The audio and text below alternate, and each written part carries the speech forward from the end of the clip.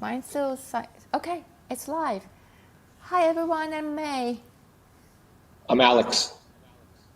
And I'm Marco. Yep, we missed So you last week, May. We skipped a show, yeah, but I'm here we sorry, are. but yeah, I'm back.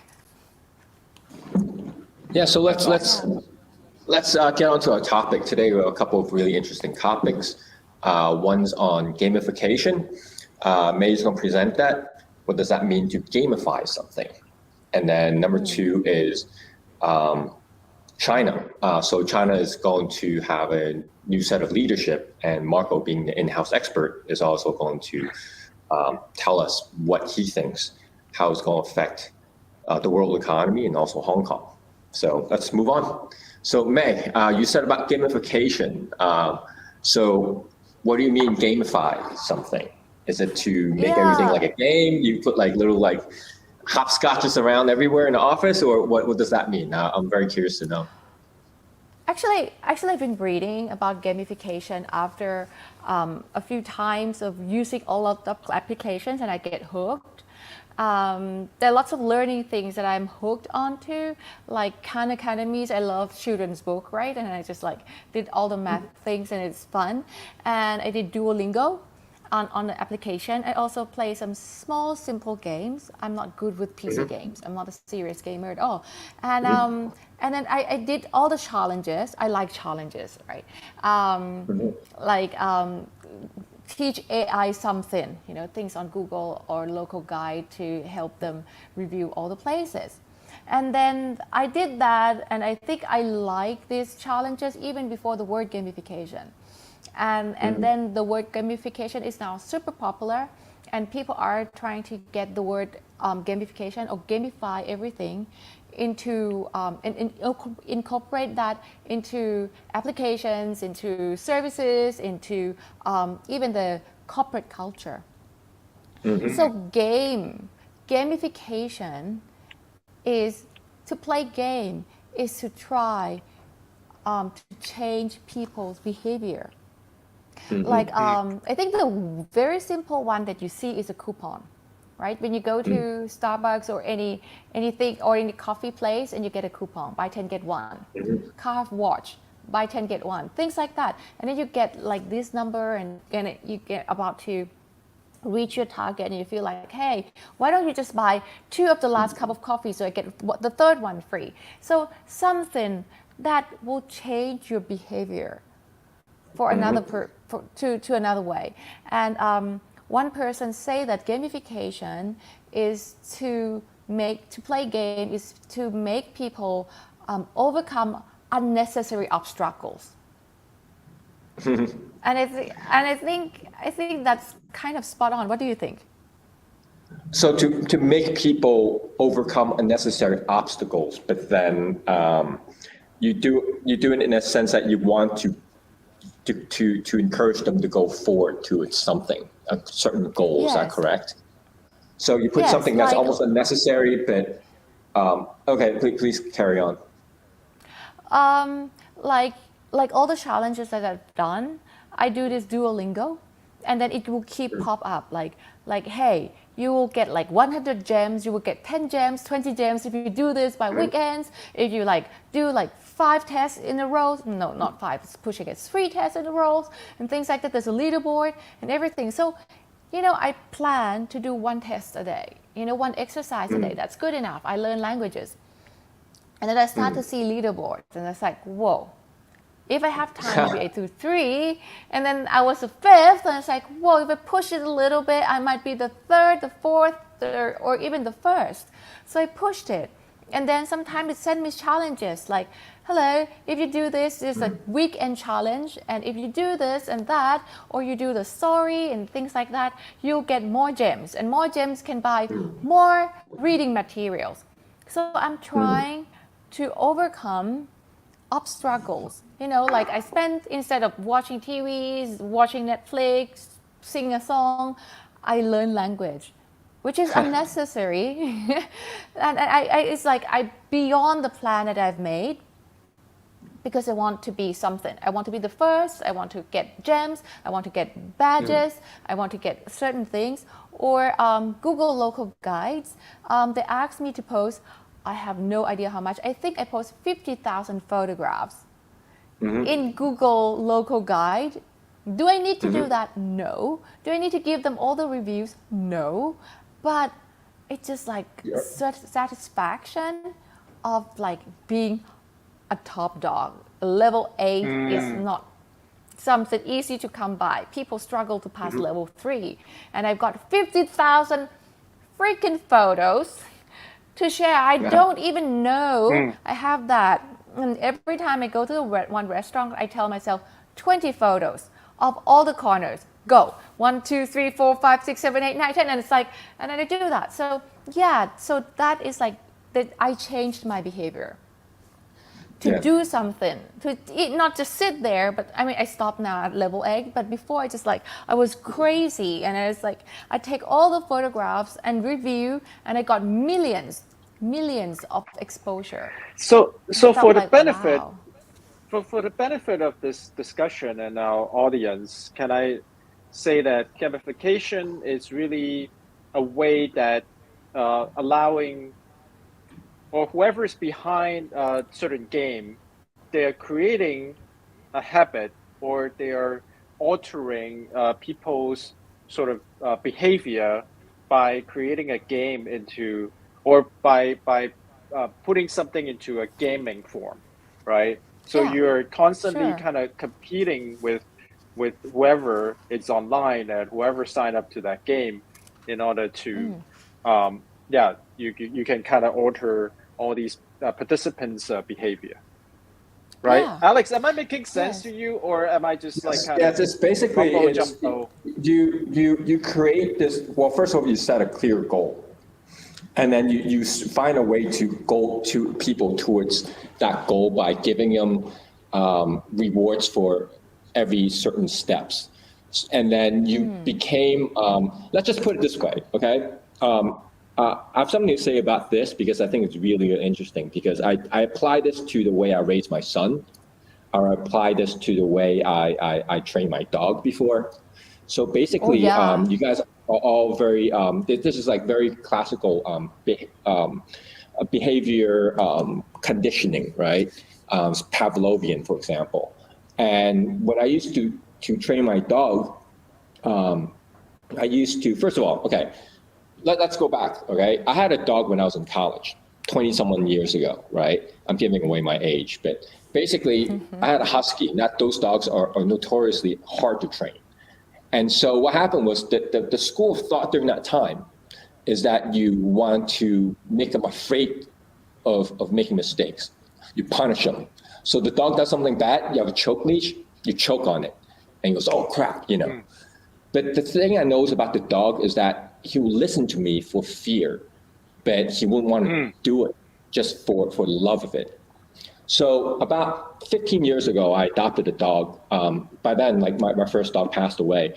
And that dog was actually, very nervous. And I tried the same thing, right? It did something wrong. Next thing you know, that the dog like freaks out, right? He doesn't know what's going on. I'm like, okay, there's something going on over here, because this dog is very different. It's not as tough, like mentally, and I have to find a way. And I found what they call positive reinforcement, right? And basically what it is instead of, say, if you could imagine, right, you're driving along the road, okay, and then all of a sudden you're speeding, and then a cop comes and stops you and goes, you did something wrong, I'm going to give you a ticket. And then so what happened was, okay, after getting a ticket, I'm like, oh crap, I better behave next time. So for a month, you're driving very well, you're driving under the speed limit, and all of a sudden one day, you're late for a meeting. He goes, okay, I'm gonna step on the gas just a little bit, right? And you speed, but this time you didn't get caught. So what you learn is that you have to learn to take risk and to find ways to avoid getting caught. Now, let's take a different scenario, okay? So you're driving along and you're under the speed limit, you're doing everything fine, and all of a sudden the cop stops you and goes, hey, what you did was awesome. I'm gonna give you $1,000 US because you just did so well. right? And the cop leaves, and you're sitting there going, oh my God, this is great. So after that, you start to like drive, like you drive like properly, and you like hope for the day when a cop will stop you again to give you another one of those good tickets, right? So that's positive reinforcement. So what happened is you're more willing to do it, and you do it for love of it, right? So what happened is after applying this concept, I found out my second dog actually, like I tell him to come, he's very happy to come. I tell him to do something, he's very happy to do it. And the way I gamify like how to train him is, first of all, mark like a certain behavior. So you first establish, okay, if I say the word yes, right? Whenever you hear the word yes, after a second, I will produce a little treat. Not even like very big for him to chew on forever, just a little taste of it, right? About the size of a little like eraser for a pencil, and then taste it. And he's like, oh wow, you know, he's really he loves it, right? And then you do that enough, you're like yes, and then immediately you reward him. It establishes that, okay, when you hear the word yes, that means like, you know, you're gonna get something good. Now you're gonna start to gamify like his training. So for example, I want to teach him how to touch my hand with his nose, right? So I first go like this, out of nowhere, and the dog goes, huh? And all of a sudden I'll be like, yes. Not for touching my hand, but just for moving his head, like, you know, getting his attention. He goes, okay, you know, what I do, you know, it's like, and then I do it again. He goes, turns around, yes, okay. And all of a sudden I go like this, turns around, no reward, right? And he goes, okay, I am going to, he's like thinking, right? He's actively thinking. He's like, okay, what am I going to do next? And all of a sudden he leans in a little bit, and all of a sudden he says, yes, right? And then he goes, okay, you know, he wants me to turn around and lean in a little bit. And then you slowly but surely using this way more and more until he touches your hand. And all of a sudden he goes, yeah, awesome, great, great, great. And you give him like a lot of treats. Then he goes, okay, this is what. So gamification in a way that after you do that, the dog doesn't even do it for the reward. Like it doesn't even do it for the reward itself. Actually, it doesn't even care about the reward. It starts getting addicted to hearing the word yes, which is like really funny. Like, for example, like another thing is that, for example, when I used to play a video game called Destiny, you get loot, right? You get guns, and each gun is like, you know, it has different properties. So you're like always like, you know, looking forward to, okay, which gun I'm gonna get, right? But you don't like shoot the bad guy and all of a sudden he drops his gun and you're like, okay, you get it. What it is it gets you glowing ball called the engram. And then you get like different color engram means you have different rarities. So you see a purple engram, all of a sudden like, oh, that's legendary. A yellow engram, all of a sudden it's just like, wow, that's like, you know, the highest, like, you know, that's like exotic, right? And then it's after you collect all these engram, you go to this guy that like, and he trades it in, and he will go, bling, he will break it for you. That you see what. But people don't get addicted to getting the guns itself afterwards. It gets addicted to actually just getting that ball to drop. It's interesting. Wow. So in a gamification way, you might not even care about like, you know, you might not even care about the end goal, which is to get certain discount, or you get a free coffee. You get it almost addicted to every step when you get the stamp. You get the stamp. You know, when you're like, okay, you did something, you get the stamp. So there's actually progress made. So anyways, I'm sorry, but all I'm saying is that like it's a pretty interesting way.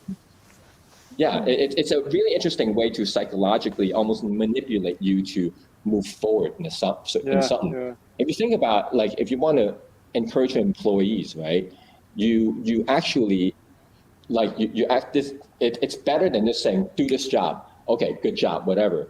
If every step along the way you give them a certain word of encouragement or something, right? That goes, oh man, you did a great job, and it makes them feel good about themselves. So they try even harder and stuff, which is, you know, it's pretty interesting. I'm sorry. One more thing I want to say is how do I transfer this to my son is that when he was little, you could have like, you know how kids could have their way of doing this is a star system. You give them a little star sticker.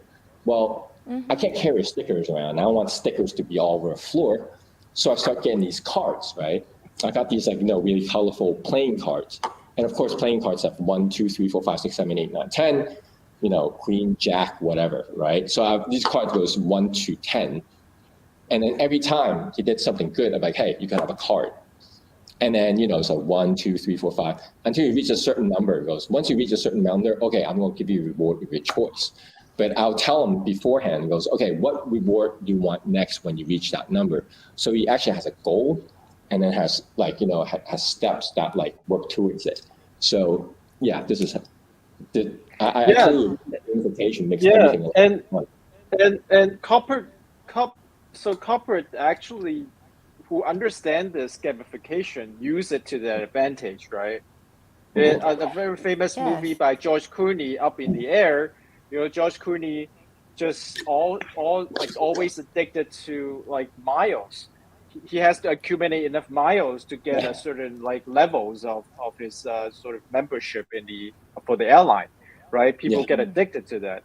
Another example is Meta, aka Yeah. Facebook, right? When they discover the updated buttons, they realize that people will get addicted to that, and then they just hug the screen. They just keep on looking for updates, and that's how they Yeah. make Or all even the commercial likes. money. Yeah, Yeah. Yeah. Even and likes. with The better you post, technology, the more likes. Yeah. Sorry, yeah, what'd you Yeah. say?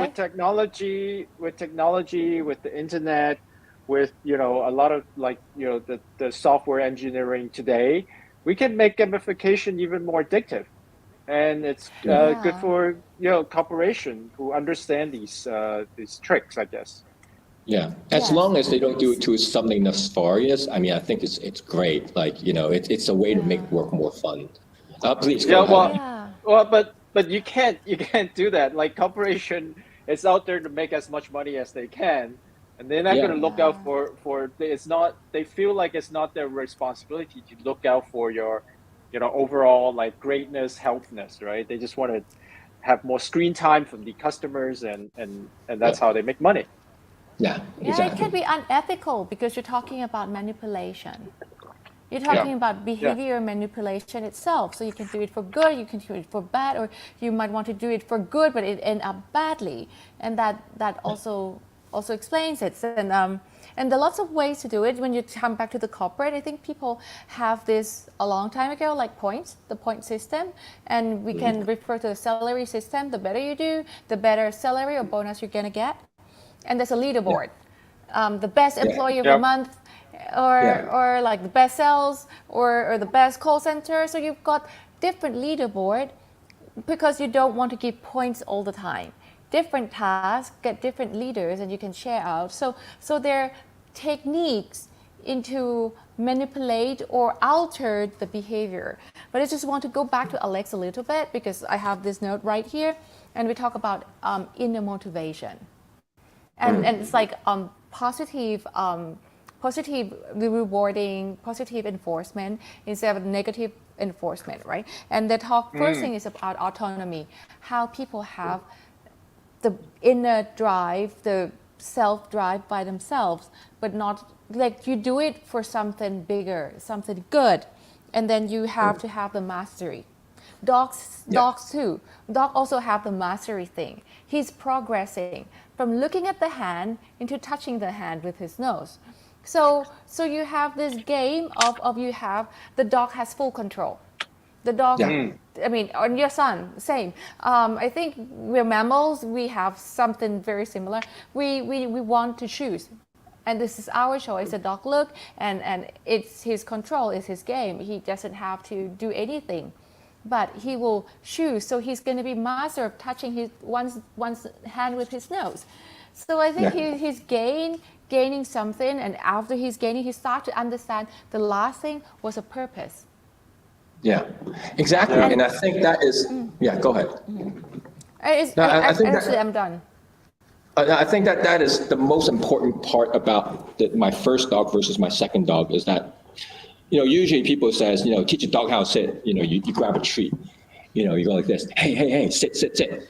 You press their hand, their butt down, it's like sit, and the dog's wailing around. It doesn't know what it's doing. But the second one, actually, the dog will actually think is okay, what does he want? Right. And then what is this game? They actively think, and they're like, okay, I'll move my head left. I'll move my head right. I look up, whatever. And then you don't even tell him anything. You just go, and he goes, You know, and it goes them forward, and I make them actively think, and that's the most important part, is for them Yeah. to to to see themselves. Okay, ask themselves, what role do I want to play in this world? You know, my son also, I don't tell him like, you know, you have to do this, this, and this. I just randomly says, what you did is awesome here, and then like he'll be like, okay, no, or a different frame of mind you put in is, you know, and now, sorry, I'm getting a lot of stories over here, but one of the stories I had was when I was little, my parents are always going like, bad boy, bad this, bad that, right? And I always get punished. And, you know, when I was a teenager, I asked my mom, was like, you know, like my mom said something like, oh, you were a very good kid when you're growing up. I'm like, Mom, what do you mean? You're always punishing me. She goes, no, you're very, very good. But then later on, I realized there's not enough words of encouragement. There's always a no word, but there's no yes word, right? So I noticed that with my son one time. I frame it like, actually, you know what, kid, you actually are a very, very good kid. You know, you know, and I tell him the good qualities about him. And after that, he would enjoy that compliment, and he would actually seek to be how to play that role as a good kid, as opposed to saying, you know, kid, you're always so bad. Why are you this, and this? And then he'd be down on himself, like, oh, I'm a bad kid.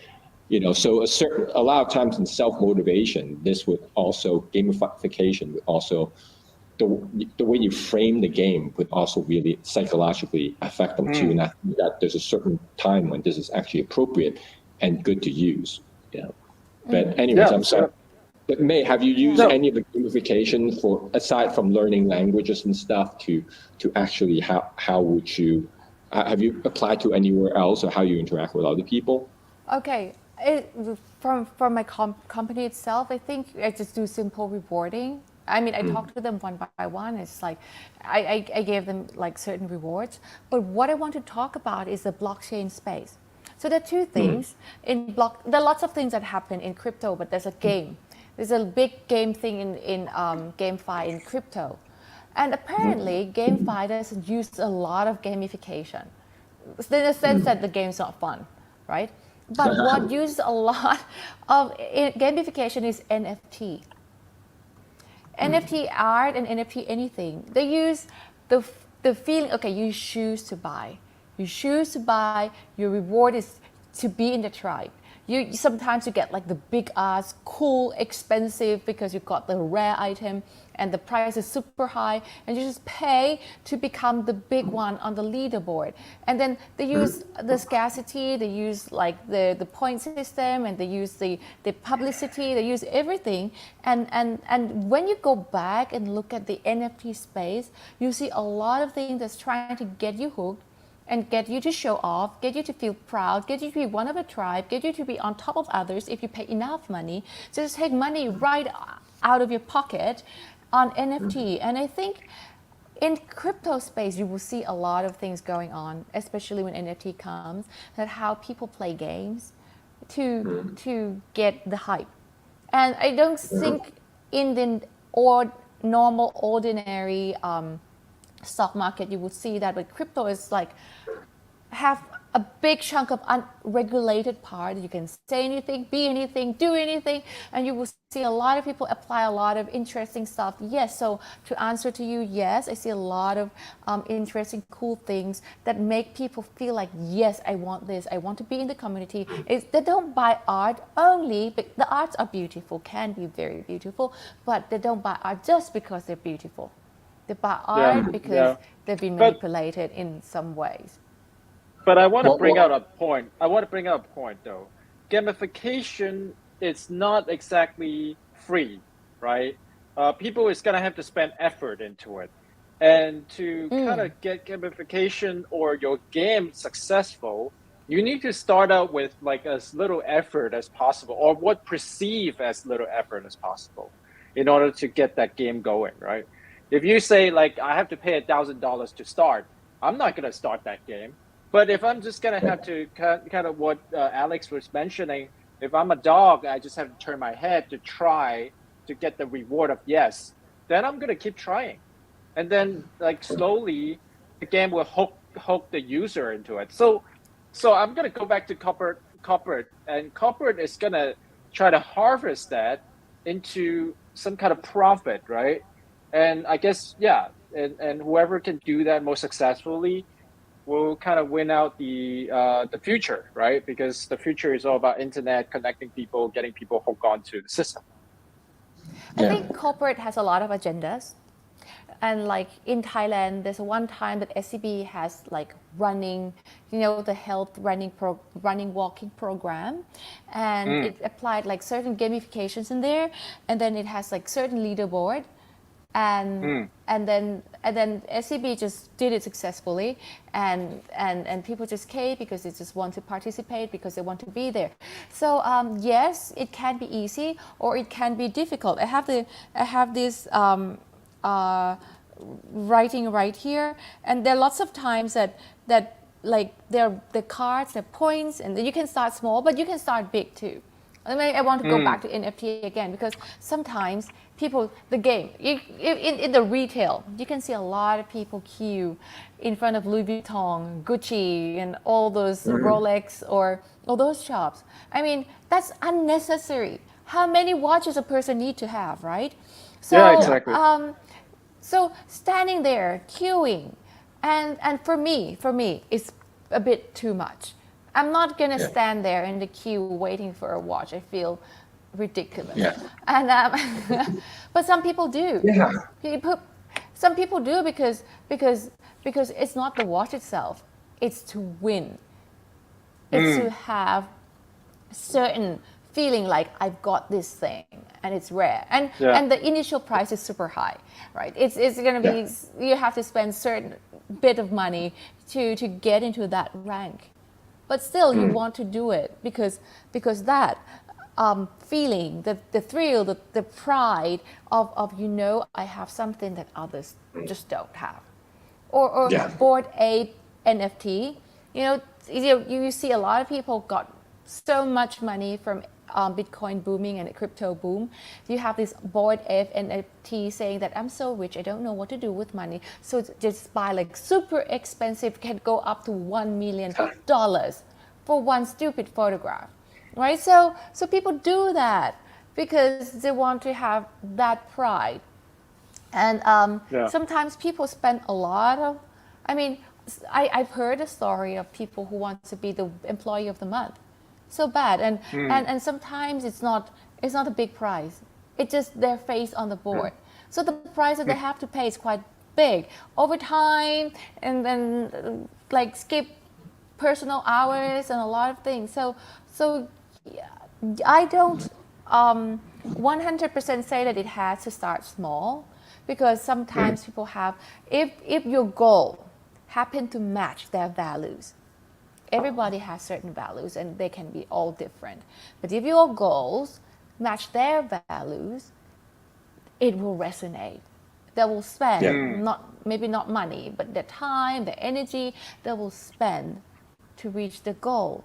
So I think for the corporate itself, they need to know what are the values that people have and how we can resonate to that value, so we can pull that thing, the unity up, and pull the effort out. And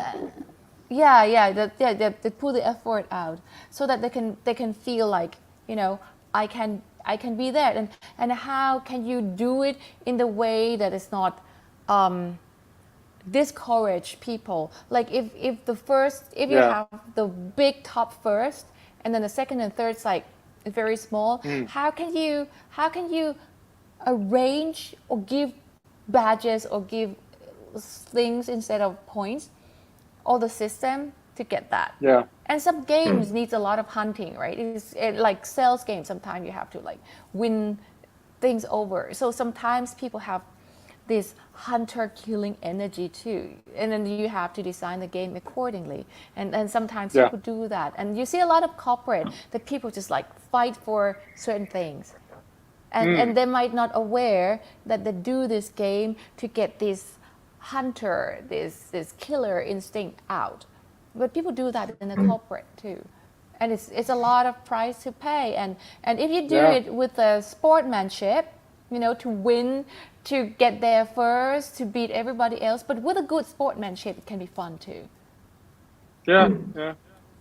No, it's great. I think this is awesome because I mean, this is basically how society is structured, right? Like everybody trying to compete against these limited resources, and then whoever can pull out energy or effort from more people win, I guess.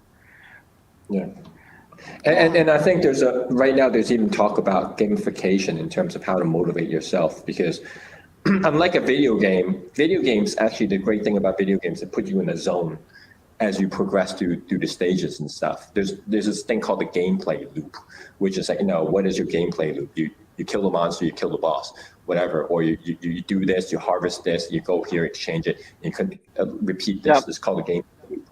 But how do you do it so that like video games is different from real life, whereas video games have very clear goals set aside. So how do you turn your life into a game? It forces you to actually make clear goals and step towards it.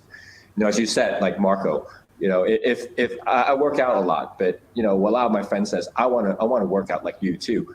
I said, well, just start by doing 100 push-ups a day.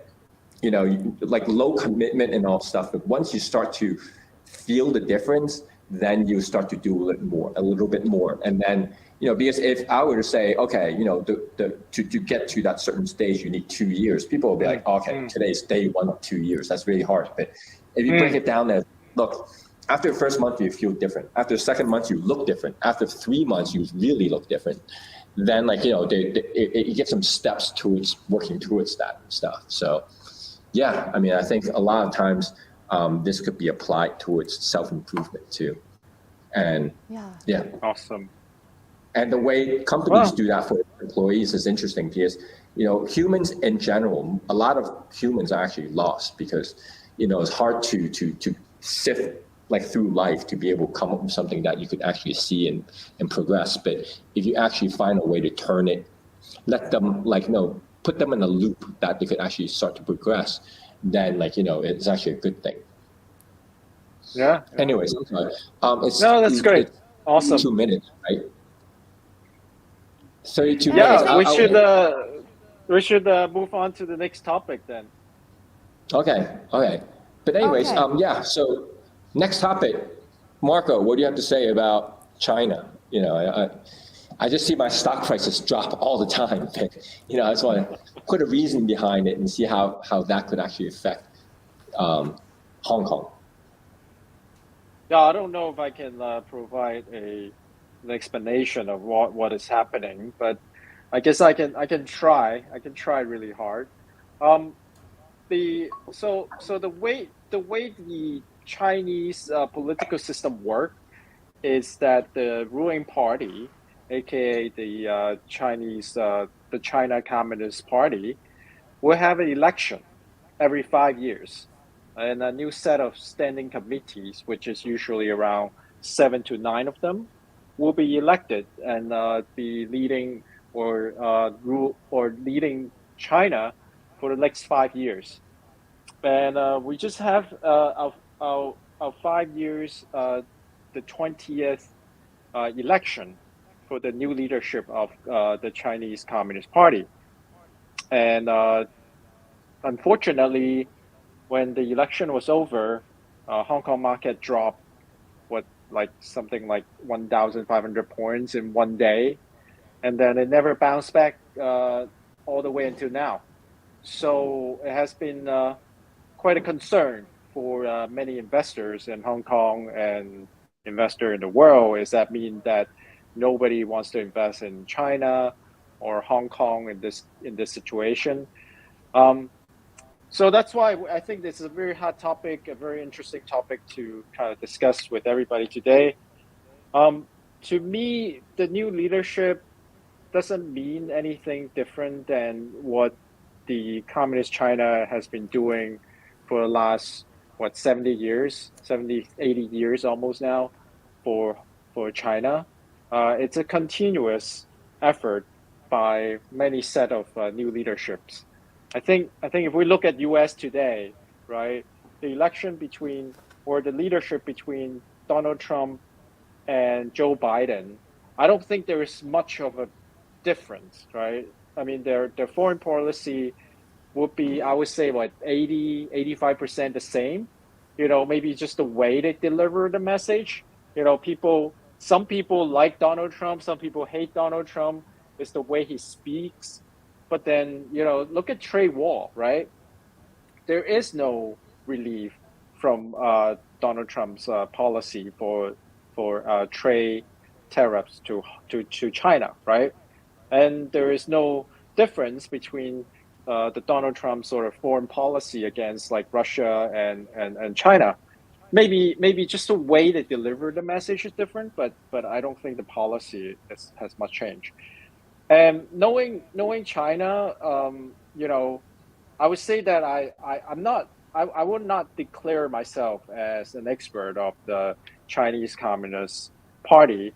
I did read all the publication or recent publication by Mr. Xi Jinping. I read all of them, and I wrote a couple of review about what I think is happening. I don't think there is much of a mystery here. I just had a discussion with someone this morning about China policy moving forward. It's very consistent. It's really well written, black and white in all the documents all the time. It's been saying that housing is not for investment. House is for people to live there.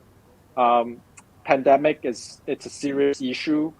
We don't want to repeat what happened to Wuhan in 2019 or early 2020 again.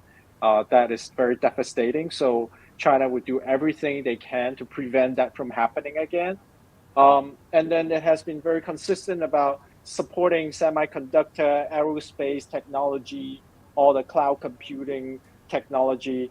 It sets that every single time Xi Jinping speaks, every single time there's an announcement, it's been very consistent. But I think it's the way the West is reading these message, and also the way that the Western media is measuring these messages, right? So, Xi Jinping doesn't want the real estate. He wants to crack down the real estate giants. Therefore, there's no more capitalism in China. I mean, how did that come from, right? So I don't know if that makes sense to you. So I think what it is that a lot of the Western media might not be reading correctly about the new leadership and what it's supposed to do. And unfortunately, I think it's reflecting to the stock market today. But anyways, that's what I want to say about this for now. I think it's I think China is going to consistent. It's going to continue down the path that they believe it's good for China, without having really comply to the Western media standard, if you will. Anyways, I think, yeah, go ahead, Alex. well, I mean, I think no matter, I don't trust the media anymore, Western or anything else media. It is just kind of a megaphone to me, and that's all it is.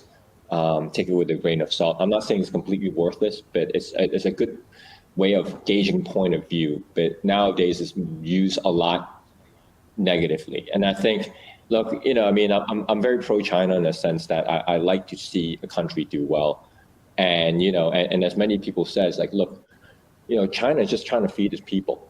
That's all. But the media tends to like to twist it.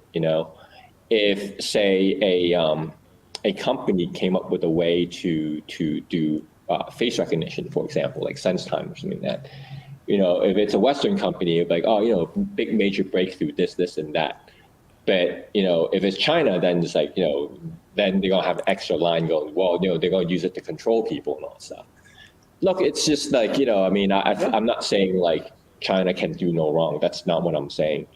But at the same time, it's sometimes you have to look at your own government and stuff. And I think a lot of times, and I gotta say, like, I gotta admit that, Marco, you actually took the time to read the speech itself, whereas me, I just listen from, most people actually stop at the media source. You really listen to the thing completely in whole too.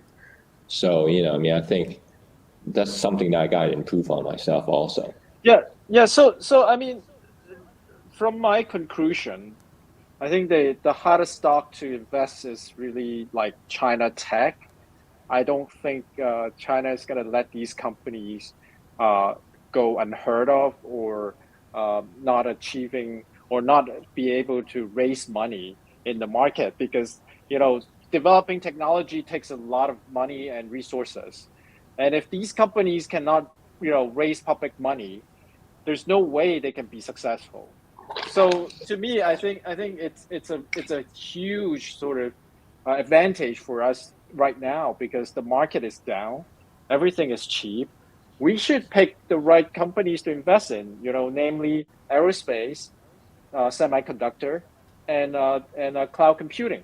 So and medicine too. So this is like been mentioned over and over and over again, and I don't think that I don't think China can be any more clear about its direction. And I think we should exit. We should exit everything real estate. Even banks that has a lot of exposure in the real estate, we should exit. Education has been very clear. Education supposed to help people, help kids to grow up, not a money making machines. So then, yeah, I mean, the crackdowns of these industry is not a sign of like China abandoning, capitalism. It's not about that. It's about like making life better for the Chinese people. Yeah. Yeah. And keep it in check, right? Because I gotta say, Yeah. it's too bad education got a cut like this, but at the same time, I could also see that education is sort of a way, a means of a lot of the Chinese people to actually separate themselves further from other, like to stratify the class system even more, Yeah. and honestly, I see a lot of these kids being put through like tutoring after tutoring after tutoring, have no time to actually rest and have fun.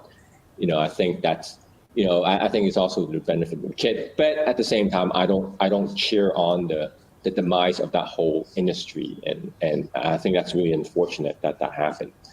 But I could Yeah. see where it comes from. So And we CP, as a corporate, we love having pork price being very high, right? The pork price in China right now is super high, and we are happy. We're happy because we have more margin. However, we had a meeting this morning, and we're starting to see that China is cracking down on the pork price, and it's really doing it for the benefit of people, right? And they of course, must. and as corporate, we're gonna be like, oh, the party's over. We were making so much money, and then all of a sudden, we can't make that much money anymore. So I think there's a balance between what is right for the general mass and what is beneficial to corporate making money. And I think I Yeah. think the Chinese government is trying to do its best to balance both. Yeah. Yeah, and I think it's hard. I think what you're spot on is China's clear, you know, on what they're doing. I mean, the action is like streamlined. What, like, if I can say that, it's like it's one direction, and clear on being a communist. It's just like that, and and one thing that I believe in is every country, especially China, is trying to feed itself, and what important is if they destroy the whole population, there will be no country to run, and I think China is running on different purpose and different philosophy when it comes to like the West and things, but Exactly. it's so interesting to see how things gonna unfold, and and Mm. and and you see like the world has been on a similar direction and principle and concept, majority of the world, and then China comes along, and I think it's time, and I think it's a good opportunity too for China to prove itself on Yeah. the theory that they have, and the principle that they believe in, that have has worked for quite some time now. Yeah, yeah. Well, May, you want to talk about the Hu Jintao drama, right? Actually, I know nothing about that except I saw the Yeah, video of the drag, but yeah. and then Xi Jinping sat there, like, and he has a face, and I interpret like I did it face, but I don't know, but I just saw the video and it's just like so awkward. Yeah. If you were sitting next to me and you were drag, I would look like, but he was so calm, Yeah, and yeah. that's all I knew. That's all I knew. Yeah, so for those of you who haven't seen that video, it's about what I just said about the election meeting. So it was being televised, and Hu Jintao, our last president of China before Xi Jinping, sat next to Xi Jinping, and then all of a sudden he has to get up and with some assistance from other people to get him up, and then that video was being televised worldwide, right? Everybody saw it on the screen, and then a lot of stories being inspired by that, 2 minutes clips. So I totally encourage everyone who hasn't seen that video should jump on YouTube and find it and watch it, right? So But easy, anyways, easy to spot. yeah. But to me, the implication, I don't know what really goes on, but all I can say about this is that Hu Jintao is no longer a president. And by getting up, or some say that he was angry, so he was furious, he went out in the middle of the election. I think those are very unlikely. And the reason why I'm saying that is because, first of all, if Hu Jintao is not happy with the arrangement of the election or the arrangement of the whole kind of setting of that meeting, he would not even showed up. And we have already identified a few people were supposed to be there, weren't there, right?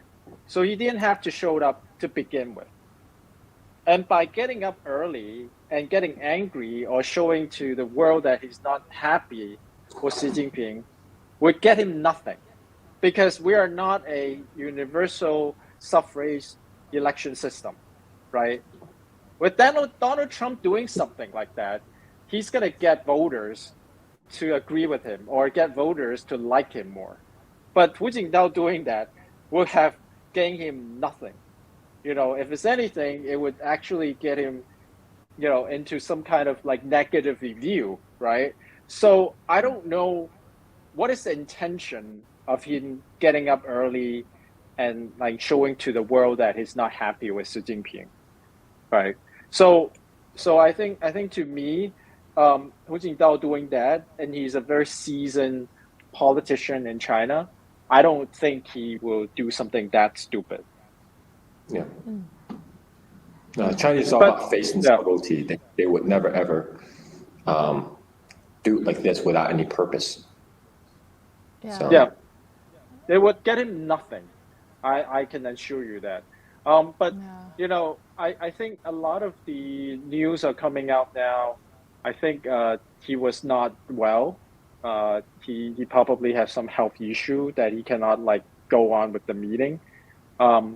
And he couldn't even get up from his chair by his own his own effort. Yeah. Yeah. Well, I think it's going to be unveiled like Yeah. soon, but I mean, because health issues and things is not going to be hidden for long. But it's interesting. It's interesting to have that seen in the public, and I think it's yeah, it's a big news because this is unusual, Mm. and it's just a reaction of everyone. I mean, I don't know what's going on, but every single one's reaction is super unusual, and I think it's interesting to see what actually was that, and Yeah. but as far as I can tell, it's just a drama, and or it's a talk, and nothing is confirmed. But I think the world has to take some time to get used to that. Like I said, I think China is not going to do the way. China doesn't approach the world the way so-called traditional Western media measurement would like to be approached. I don't know if that makes sense. They're gonna do it the way they want, or not they want, but they're gonna do whatever way that makes sense to China. Um, and and as China getting even stronger and stronger by the days, people is gonna get used to that. People have to get used to that. I mean, this kind of meeting has always been televised. It has always been publicized, televised, but just nobody watches it, right? When China in the 70s, nobody cares, right? When China in the 90s, some people care, but not the whole world care. But today, everybody watches it. Yeah. Yeah. But Hmm. So, anyways, yeah, interesting. Yeah. Let's see. And let's see, what the world thinks will reflect in a stock market. yeah, totally. So let's see. 100%. Yeah. Yeah. So but it's a thought, right? Thought and facts are totally two different things, but you can really tell. All right. Cool. It's almost All 1 hour. At the beginning of the Good hour, talk. I would say like we don't have to talk a lot at all. It's just like 30 Yeah. minutes or less, and it's 51 minutes already. Wow, super carried away, but it's fun, Hey, interesting but topics. I want to give one recommendation though. All right, go ahead. I really sorry, just taking one more minute. So I Sure, saw a please. movie called. So I just watched a movie called "Who We Are: A Chronicle of Racism in America." It's a documentary by this guy called Jeffrey Robinson. Jeffrey Robinson is a black man who is a Harvard-educated lawyer.